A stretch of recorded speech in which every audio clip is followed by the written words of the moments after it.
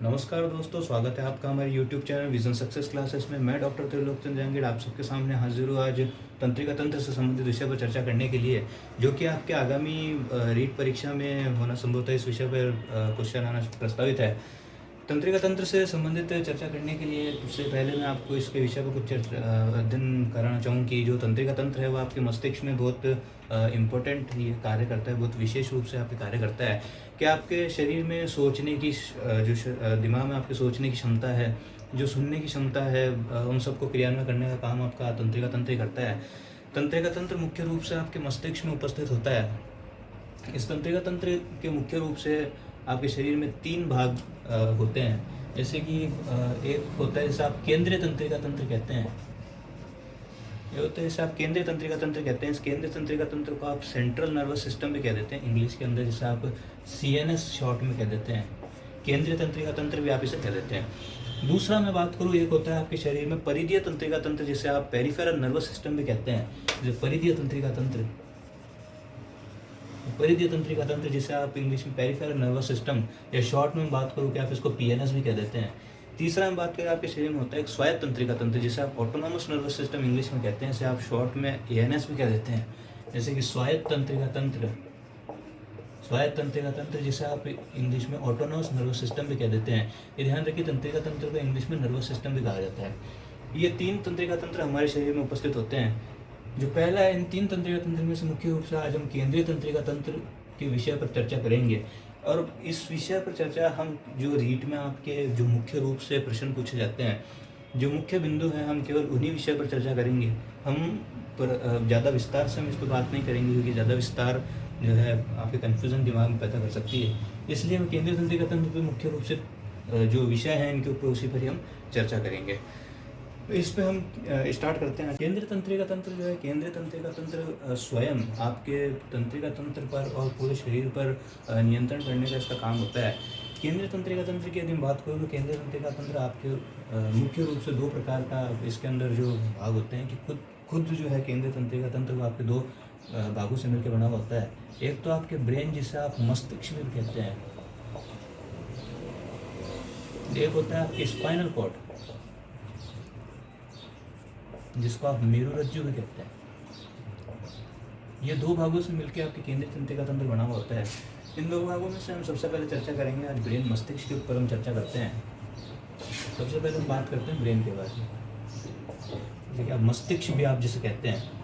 इस मस्तिष्क के ऊपर चर्चा करूँ तो ये चीज़ ध्यान रखिए, मस्तिष्क के ऊपर चर्चा करूँ तो मस्तिष्क जो है वो मस्तिष्क आपके शरीर में जो भी आपके सोचने की शक्ति है, आपके सुनने की सोचने समझने की शक्ति है, ये होता है कि जैसे दिमाग हमारे जो एग्ज़ाम की हम प्रिपरेशन करते हैं, उस एग्ज़ाम की प्रिपरेशन में मुख्य रूप से जो है वो हमारे ब्रेन ही मुख्य रूप से भागीदारी निभाता है। हमारी सोचने की क्षमता, सुनने की क्षमता, ये सब हमारे ब्रेन के ऊपर डिपेंड करती है।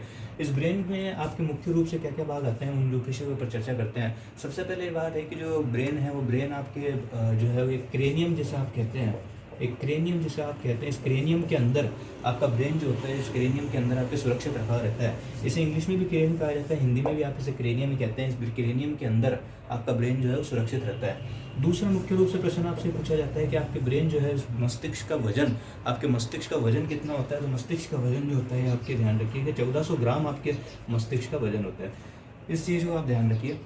उसके बाद में बात करूँ कि जो ये 1400 ग्राम, कभी कभी ऐसा भी पूछ लिया जाता है कि जो मेल और फीमेल है, मेल और फीमेल में इस मस्तिष्क के वजन में डिफरेंस आता है। आप जनरली देखेंगे कि जो मेल है, जो नर होते हैं, नर होते हैं, जो आदमी होते हैं, उनके मस्तिष्क का वजन 1400 ग्राम होता है। और जो फीमेल होती है, उनके फीमेल का मस्तिष्क का वजन जो होता है, फीमेल के मस्तिष्क का वजन नॉर्मली 1250 ग्राम होता है। इस चीज़ को ध्यान रखिए। कभी कभी क्वेश्चन इन पे भी बेस पूछ लिया जाता है। क्रेनियम की बात हो गई, मस्तिष्क वजन की बात हो गई। तीसरा इंपॉर्टेंट प्रश्न आपसे पूछा जाता है कि जो आपके मस्तिष्क है, मस्तिष्क के अंदर आपके मस्तिष्क के ऊपर की बात करो, मेनिंजेस मस्तिष्क पे जो कि आवरण पाया जाता है, जिसको आप मेनिंजेस कहते हैं। ये चीज़ ध्यान रखिए। आपसे क्वेश्चन ऐसा पूछ लेते हैं कि जो मस्तिष्क पर जो आवरण, आपकी झिल्लीनुमा आवरण पाया जाता है, वो झिल्लीनुमा आवरण आपके क्या कहलाता है। तो ध्यान रखिए कि आपके मेनिंजेस, इसको आप हिंदी में भी मेनिंजेस ही कहते हैं। ये चीज़ ध्यान रखिए। हिंदी में भी इसको मेनिंजेस कहा जाता है। तो क्वेश्चन इस प्रकार से पूछ लेते हैं कि जो मस्तिष्क का आवरण है, मस्तिष्क का आवरण आपके मेनिंजेस कहलाता है। उसके बाद में क्वेश्चन पूछा जाता है कि जो मेनिंजेस होती है वो मेनिंजेस आपके शरीर जो मेनिंजेस है वो मुख्य रूप से 3 प्रकार की होती है। मैं बाहर से अंदर की तरफ बात करूँ तो जो मस्तिष्क है, मस्तिष्क में मेनिंजेस 3 होते हैं, जिसको आप मुख्य रूप से ड्यूरामेटर आप जिसे कहते हैं, जो कि सबसे बाहर की ओर आवरण आपके पाया जाता है। दूसरा मैं बात करूँ कि जैसे आप अरेक्नोइड कहते हैं, जैसे आप अरेक्नोइड कहते हैं, हिंदी में भी ध्यान रखिए, इनको हिंदी में भी ड्यूरामेटर ही कहा जाएगा, इंग्लिश में भी ड्यूरामेटर ही कहा जाएगा। हिंदी में से अरेक्नोइड कहते हैं, हिंदी इंग्लिश में भी आप इसे अरेक्नोइड कहेंगे, हिंदी में भी अरेक्नोइड कहेंगे। तीसरी आपके जो आवरण पाई जाती है जिसे आप पायामीटर कहते हैं, ये चीज़ ध्यान रखिए। ये 3 आवरण जिसे आप ड्यूरामेटर, अरेक्नोइड, पायामीटर पूछा जाता है। तो ये मेनिंजेस का आवरण आपसे कभी पूछ लिया जाता है कि मस्तिष्क में ये क्रम के रूप में आपसे पूछ लिया जाता है कि क्रम किस प्रकार से होता है। तो ध्यान रखिए कि सबसे बाहर से अंदर की ओर हम जा रहे हैं, तो सबसे आउटर मोस्ट जो लेयर है जो आपके पास होती है, वो आवरण जो होता है, सबसे बाहर का जो आवरण होता है वो आपके ड्यूरामीटर होता है, सबसे अंदर का आवरण जो होगा वो पायामीटर होगा। इससे संबंधित प्रश्न आपसे पूछे जाते हैं। उसके बाद चौथा और मुख्य प्रश्न आपसे पूछा जाता है कि आपके जो ब्रेन है, उस ब्रेन के अंदर आपके मुख्य रूप से गायराई और सल्कई आपके पास पाए जाते हैं। जो गायराई और सल्कई जो आपके पास मुख्य रूप से पूछा जाता है कि ये गायराई और सल्कई जो आपके पास होते हैं, ये गायराई और सल्कई आपके दिमाग में जो आपकी ब्रेन कैपेसिटी है, आप देखते हैं कि बहुत से जो व्यक्ति होते हैं वो मंदबुद्धि होते हैं, बहुत से ऐसे व्यक्ति होते हैं जिनका माइंड अच्छा होता है। हम जनरल रूप से बात करते हैं कि जिन बहुत से ऐसे व्यक्ति होते हैं जिनका दिमाग बहुत अच्छा होता है, पढ़ने में वो तेज़ होते हैं, तो उनके मुख्य रूप से जो भागीदारी निभाते हैं वो गायराई और सल्कई उनके अंदर मुख्य रूप से भागीदारी निभाते हैं। उसके बाद मैं बात करूँ कि जो ब्रेन से संबंधित मुख्य प्रश्न पूछा जाता है कि जो ब्रेन है, ये ब्रेन आपके पास में, ब्रेन जो है, ब्रेन खुद आपके पास में 3 भागों से मिलकर बना होता है। जैसे कि आप मुख्य रूप से 3 भाग, जैसे कि एक आप सबसे आगे का भाग जो होता है वो अग्र मस्तिष्क कहलाता है। एक आपके पास होता है जिसे आप मध्य मस्तिष्क कहते हैं, बीच का भाग जो होता है, बीच का भाग जो होगा उसका आप मध्य मस्तिष्क कहते हैं। जो आगे का भाग होता है वो अग्र मस्तिष्क कहलाता है। तीसरा मैं बात करूँ कि जो भाग होता है उसको आप पश्चिम मस्तिष्क कहते हैं। ये चीज़ ध्यान रखिए, ये 3 भाग आपके पास होते हैं, इसके तीनों को अग्र मस्तिष्क, मध्य मस्तिष्क और पश्चिम। जो आपके पास अग्र मस्तिष्क होता है, सग्र मस्तिष्क को, जो अग्र मस्तिष्क आपके पास पाया जाता है, सग्र मस्तिष्क का आप इंग्लिश में बात करूँ तो इसको आप फोरब्रेन भी आप कह देते हैं। ये चीज़ ध्यान रखिए, अग्र मस्तिष्क को आप फोरब्रेन भी कह देते हैं। मध्य मस्तिष्क की बात करूँ तो आप इसको मिड ब्रेन भी आप कह देते हैं, और पश्चिम मस्तिष्क की बात करूँ तो इसको आप हाइंड ब्रेन भी आप कह देते हैं। ये चीज़ ध्यान रखिए, कभी कभी जो अग्र मस्तिष्क है, जिसको आप फोरब्रेन कह रहे हैं, इस फोरब्रेन का आपको कभी कभी नाम भी पूछा जाता है कि जैसे इसको और क्या कहा जाता है, तो प्रोजेनसिफेलॉन जिसे आप कहते हो, ये चीज़ ध्यान रखिएगा। प्रोजेनसिफेलॉन भी आप इसे कहते हैं। इंग्लिश में मैं बात करूँ या फिर हिंदी में बात करूँ तो आप इसको हिंदी में प्रोजेनसिफेलॉन ही कहोगे। मिड ब्रेन की जैसे बात करूँ तो मिड ब्रेन को आप मीजेनसिफेलॉन कह देते हो। ऐसे मीजेनसिफेलॉन आप ध्यान रखिए, हिंदी में भी इसे मीजेनसिफेलॉन ही कहा जाता है। मिड ब्रेन का कभी कभी नाम पूछ लेते हैं, ये सीधे नाम नहीं पूछा जाता है। जैसे अग्र मस्तिष्क है, अग्र मस्तिष्क से दूसरा नाम आपसे पूछ लिया जाएगा कि दूसरा नाम जो है ये प्रोजेनसिफेलॉन कह देते हैं। मध्य मस्तिष्क है, मध्य मस्तिष्क जिसको मिड ब्रेन भी कहते हैं, मिड ब्रेन का आपसे दूसरा नाम पूछ लिया जाएगा कि जैसे आप इसको मीजेनसिफेलॉन भी कह देते हो।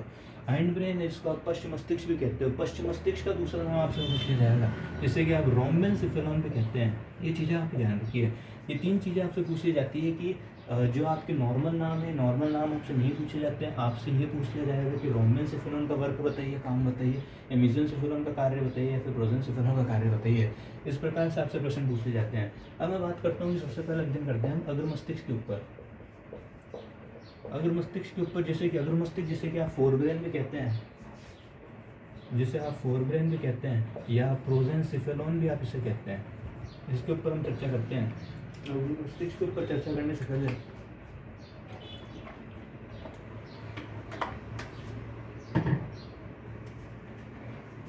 अगर मस्तिष्क की बात करूं तो अगर मस्तिष्क स्वयं आपके पास 2 इसके भाग होते हैं। जैसे कि एक तो आपके पास सेरिब्रम जिसे आप कहते हैं, इंग्लिश में आप इसे सेरिब्रम कहते हैं, या हिंदी में बात करूँ तो आप इसको प्रमस्तिष्क भी कहते हैं। ये ध्यान रखिए, प्रमस्तिष्क जिसे आप कहते हैं, एक तो आप इसे सेरिब्रम कहते हैं, दूसरा आपके पास जो पाया जाता है इसको आप डायनसिफेलॉन भी कहते हैं, जिसे आप हिंदी में भी आप डायनसिफेलॉन ही कहेंगे इसे। ये चीज़ ध्यान रखिए, हिंदी में भी आप इसे डायनसिफेलॉन ही कहेंगे। जो इंग्लिश है जैसे कि 2 भाग इसके पास पाए जाते हैं, सेरिब्रम जिसे कि आप प्रमस्तिष्क कहते हैं, डायनसिफेलॉन जिसे कि आप हिंदी में भी डायनसिफेलॉन ही कहते हैं। अब इन दोनों विषयों पर हम चर्चा करते हैं कि जो आपके पास सेरिब्रम है, बात करूँ कि जो प्रमस्तिष्क की जैसे हम बात करूँ कि दो भाग इसके हमें बताया कि सेरिब्रम और डायनसेफेलोन है। सबसे पहले मैं बात करता हूँ कि जो सेरिब्रम है जिसकी मैं बात करूँ, प्रमस्तिष्क की मैं बात करता हूँ। प्रमस्तिष्क की जो हम चर्चा करें तो ये चीज़ ध्यान रखिए कि सबसे मुख्य प्रश्न जो आपसे पूछा जाता है कि जो प्रमस्तिष्क है, प्रमस्तिष्क जो होता है इसके दाएं और बाएं भागों में बटा हुआ रहता है। जिसे आप दाएं और बाएं भाग में बटा हुआ रहता है या ऐसा बोल सकते हैं खांच के द्वारा ये आपके बटा हुआ रहता है। ये पूछा जाता है कि जो प्रमस्तिष्क है, प्रमस्तिष्क जो दो भागों में बटा हुआ रहता है, उन दोनों भागों को हम सेरिब्रल हेमिस्फीयर, प्रमस्तिष्क गोलार्ध हम सेपरेट रूप से कहते हैं कि जैसे राइट सेरिब्रल हेमिस्फीयर या फिर आप दायां प्रमस्तिष्क गोलार्ध कहेंगे या फिर बायां प्रमस्तिष्क गोलार्ध या फिर लेफ्ट सेरिब्रल हेमिस्फीयर आप उसको कहेंगे। ये चीज़ ध्यान रखिए कि सेरिब्रल हेमिस्फीयर जिसे आप कहते हैं, ये सेरिब्रल हेमिस्फीयर या फिर आप इसको प्रमस्तिष्क गोलार्ध कहते हैं। ये चीज़ ध्यान रखिए कि आपके जो दाएं और बाएं जो दो भाग प्रमस्तिष्क गोलार्ध के हैं, दोनों प्रमस्तिष्क गोलार्ध आपके उत्तकों से जो आपके जुड़ा हुआ रहता है, जिन उत्तकों से आप जुड़ा हुआ रहेगा उन उत्तकों को आपसे प्रश्न ये पूछा जाता है कि जो आपके दोनों प्रमस्तिष्क गोलार्ध है, या फिर मैं बात करूँ कि जो दोनों सेरिब्रल हेमिस्फीयर है, दोनों सेरिब्रल हेमिस्फीयर आपसे किस से जुड़े हुए रहते हैं, जिन उत्तकों से जुड़े हुए रहते हैं उनको क्या नाम दिया जाता है।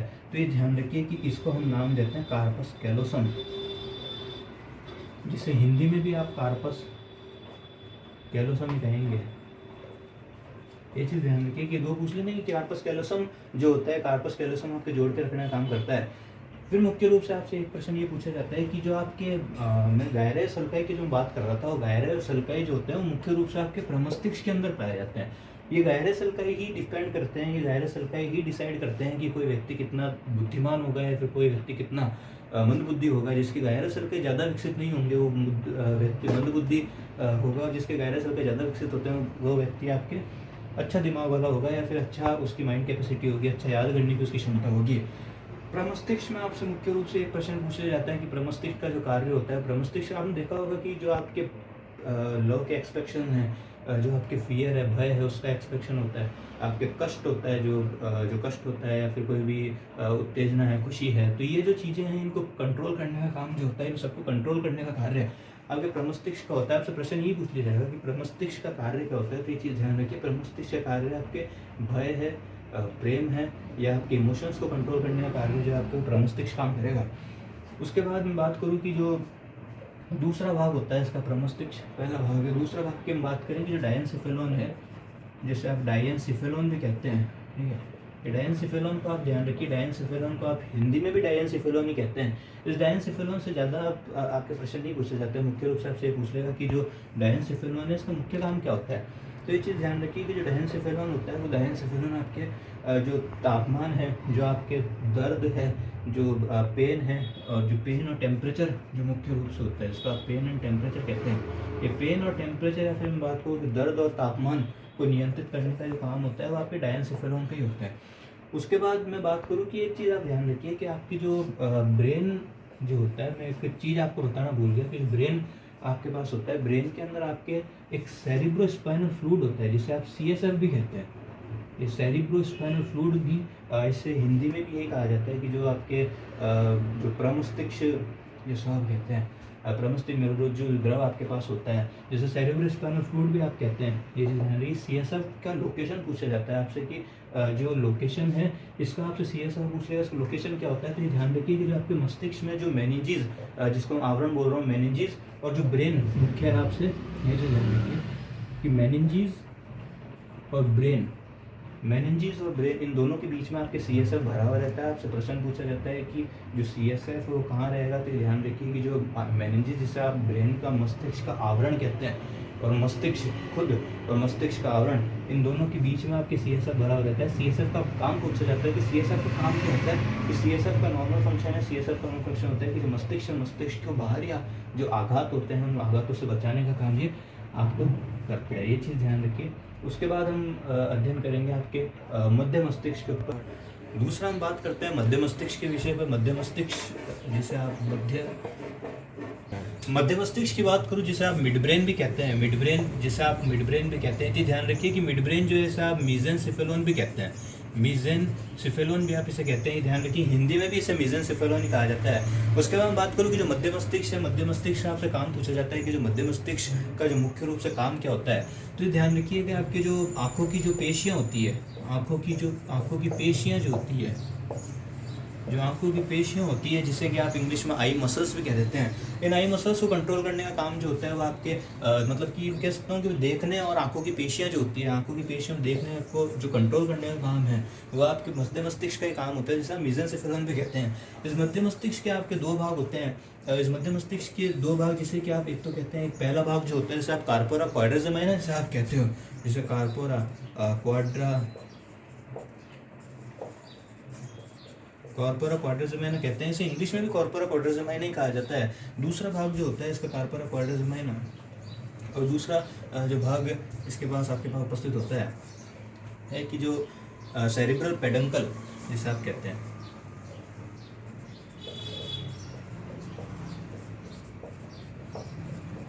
ठीक है, कॉर्पोरा क्वाड्रिजेमाइना और सेरिब्रल पेडंकल जो होते हैं मध्य मस्तिष्क के आपके दो भाग होते हैं। ये ध्यान रखिए कि इसे हिंदी में भी सेरिब्रल पेडंकल कहा जाता है, इंग्लिश में भी सेरिब्रल पेडंकल कहते हैं। हिंदी में कॉर्पोरा क्वाड्रिजेमाइना को हिंदी में भी कॉर्पोरा क्वाड्रिजेमाइना कहा जाता है, इंग्लिश में भी कॉर्पोरा क्वाड्रिजेमाइना कहा जाता है। उसके बाद बात करूँ कि जो कॉर्पोरा क्वाड्रिजेमाइना है, इस कॉर्पोरा क्वाड्रिजेमाइना, ये चीज़ ध्यान रखिए कि क्वाड्रा जो होता है या फिर क्वार्टर जो होता है उसका मतलब चार ही होता है। तो आपसे से पूछ सकता है कि जो मध्य मस्तिष्क है, मध्य मस्तिष्क जब चार भागों में बांट दिया जाता है, जो चार भाग जो चार लोबनुमा जो संरचना होती है मध्य मस्तिष्क की, वो उसको आप कॉर्पोरा क्वाड्रिजेमाइना कहते हैं।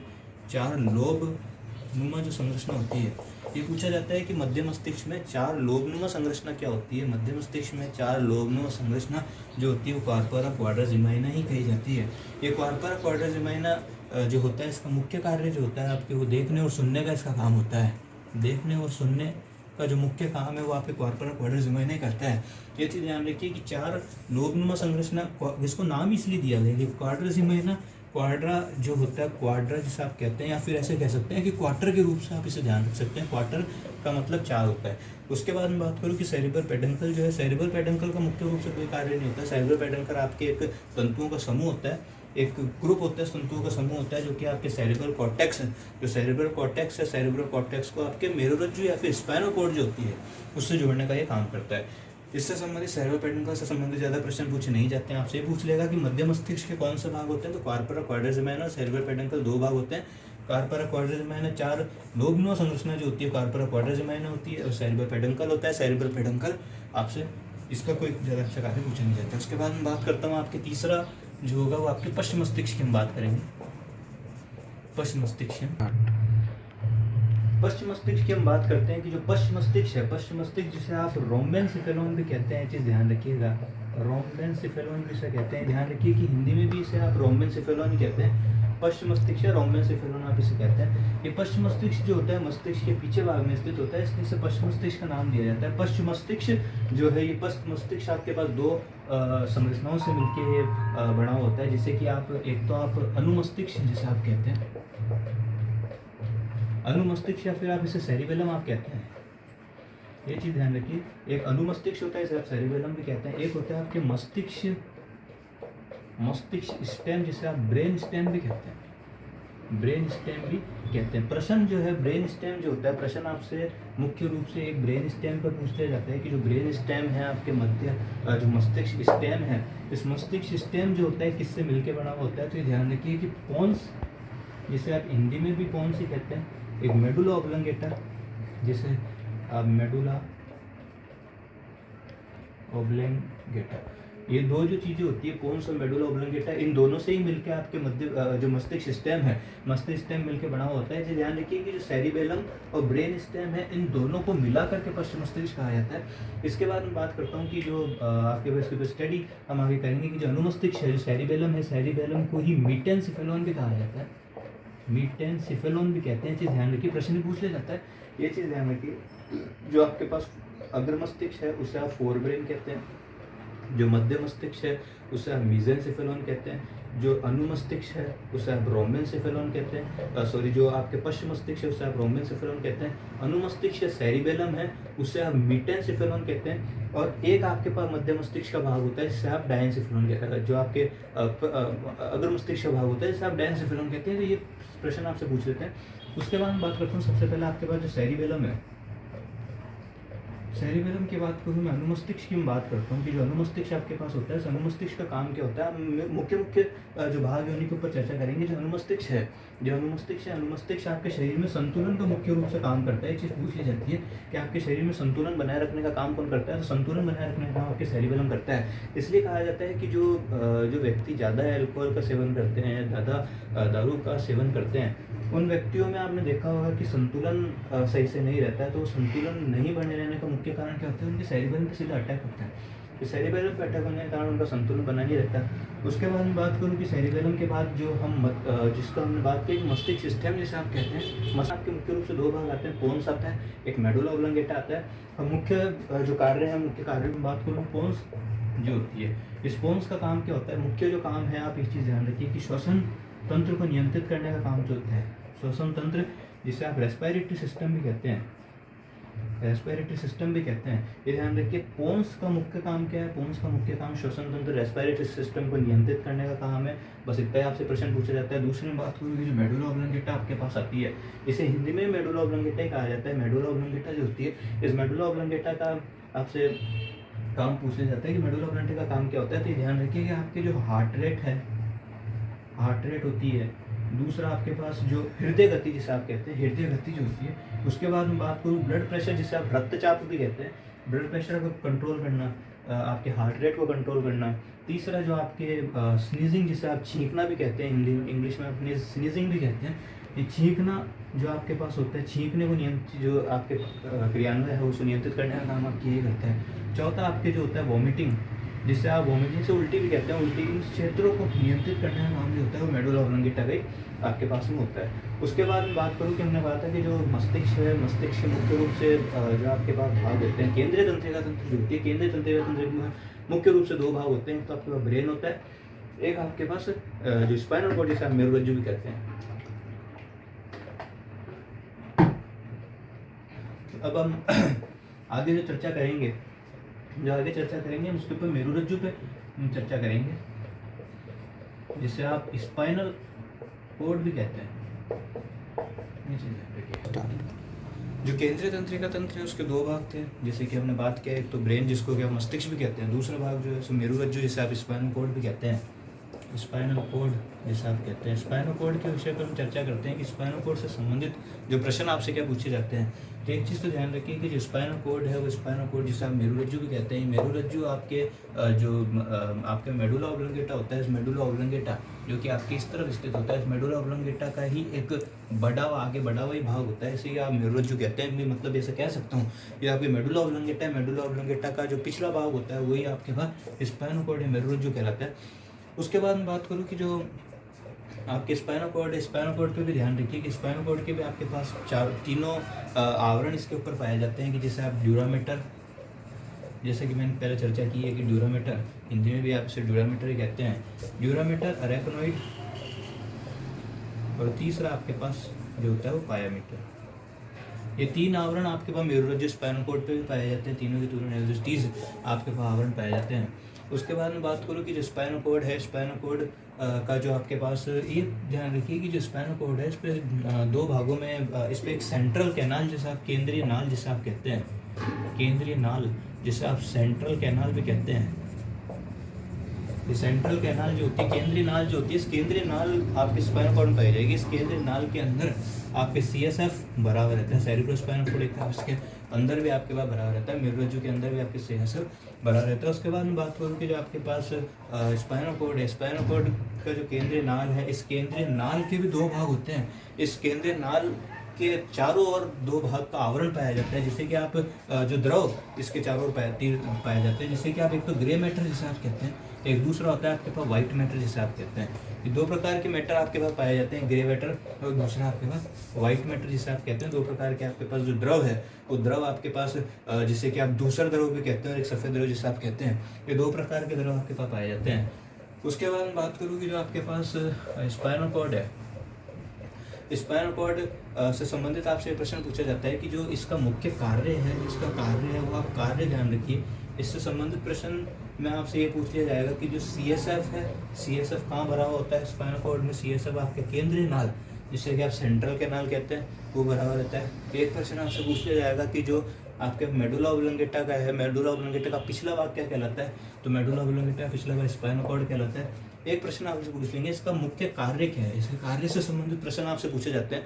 कि जो कार्य है उसका कार्य आपके पास होता है, जो आपके पास प्रतिवर्ती क्रिया, जो प्रतिवर्ती क्रिया जो होती है, जिसे कि आप रिफ्लेक्स आर्क भी कहते हैं इंग्लिश में, ये चीज़ ध्यान रखिए, जिसे आप इंग्लिश में रिफ्लेक्स आर्क भी कहते हैं। प्रतिवर्ती क्रिया जो होती है, इस प्रतिवर्ती क्रियाओं का समन्वय करने का काम, या आवागमन निर्गमन करने का काम जो होता है। प्रतिवर्ती क्रिया क्या होती है? प्रतिवर्ती क्रिया बहुत सौ के प्रश्न दिमाग में चलता है। प्रतिवर्ती क्रिया क्या होती है? प्रतिवर्ती क्रिया होती है कि जैसे आप एक हथौड़ा लीजिए और हथौड़ा लेके आप आपके कोहनी के टखने पर मान के देखिए, पैर के घुटने पर आप उस पर चोट करके देखेंगे, तो आपके एक चोट के कारण आपका पैर जो है या फिर जो आपका हाथ है वो आगे की तरफ जाएगा, तो वो जो होती है वो प्रतिवर्ती क्रिया होती है। दूसरा इसका मुख्य काम जो होता है कि जो आपके ब्रेन से पूरे शरीर में ब्रेन की जो संवेदनाएं हैं, ब्रेन के जो इन्फॉर्मेशन है, जो सूचना जो ब्रेन दे रहा है, तो उसको पूरे शरीर तक पहुंचाने का कार्य जो होता है वो आपके स्पाइनल कॉर्ड का ही होता है। ये दो प्रकार के कार्य से पूछे। तो ये था आज हमारे केंद्रीय तंत्रिका तंत्र पर अध्ययन।